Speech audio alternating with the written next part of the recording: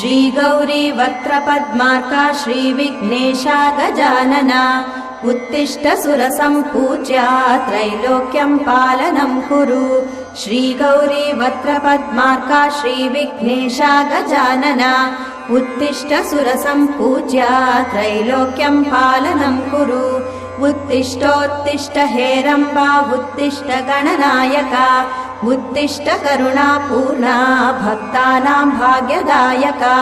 उत्तिष्ठोत्तिष्ठ हेरम्बा उत्तिष्ठ गणनायका उत्तिष्ठ करुणापूर्णा भक्तानां भाग्यदायका।